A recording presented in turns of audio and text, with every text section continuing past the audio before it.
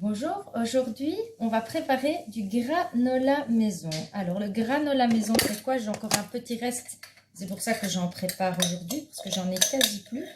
Je mets ça pour mettre un petit peu de croustillant dans mes yaourts et dans mes petits déjeuners de porridge. Voilà, donc c'est des flocons d'avoine, des grains, mélange de graines, d'oléagineux. Et ici aujourd'hui je vais faire un peu plus protéiné. Donc je vous explique tout ça. Voilà. Donc, j'ai un bol de mélange avec des amandes et en même temps un mélange protéiné que j'ai trouvé en grande surface. Et dedans, il y a des haricots cacahuètes grillés, il y a des noix de cajou. Donc, c'est déjà prêt à manger. Donc, comme les pois chiches séchés qu'on peut manger ici, c'est des haricots et d'autres mélanges. Donc, c'est un peu plus protéiné. Votre granola aura un petit peu plus de protéines le matin.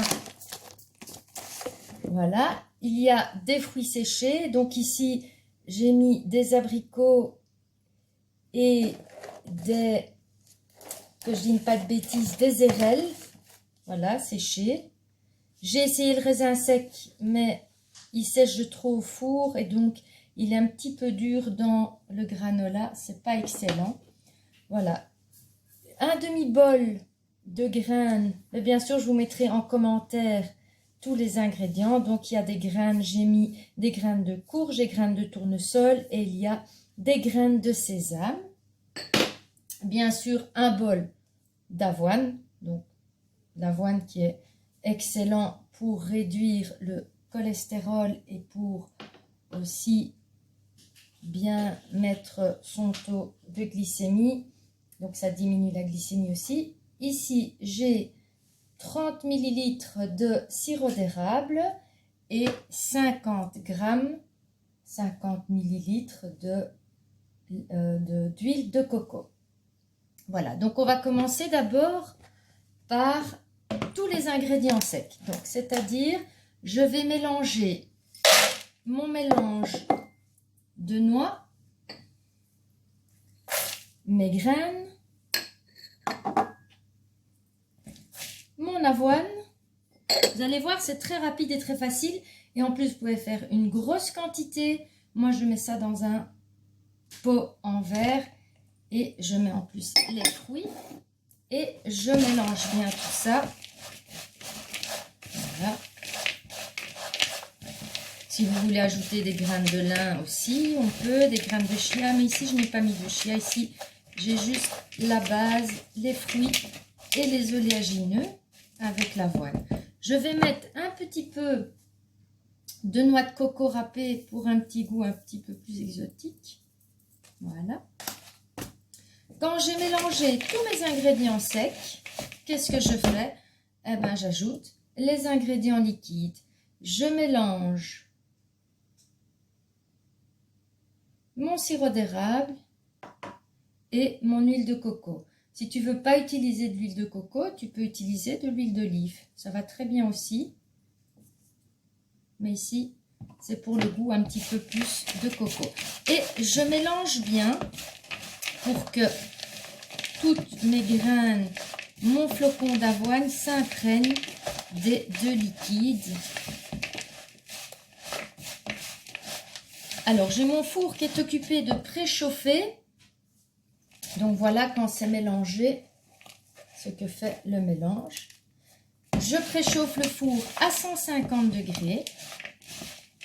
Mais avant de mettre au four, bien sûr, je dois le mettre sur une plaque. Donc, je vais prendre ma plaque. Je pense que c'est bien mélangé. Voilà, je prends ma plaque pour aller au four et je vais verser mon granola. Alors, évidemment, l'avantage du granola maison, c'est que il y a moins de sucre, évidemment, puisque le granola industriel est parfois très très riche en sucre. Donc voilà, je mets tout bien sur ma plaque. Je vais vous montrer ça après quand c'est prêt.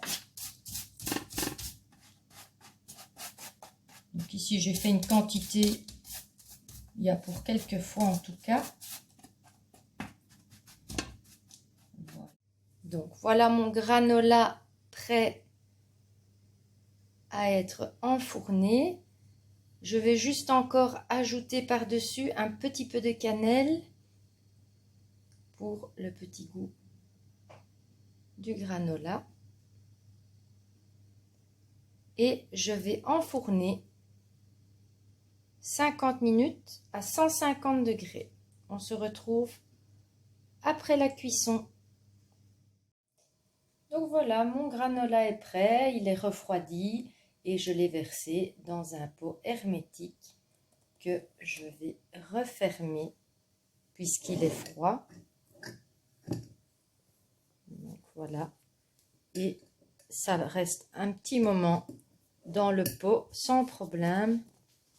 En général, je mets quelques cuillères, l'équivalent de 2 cuillères à soupe dans mon yaourt en collation ou le matin sur mon porridge qui est un petit peu plus mou, et je rajoute le granola pour donner un petit peu de croquant.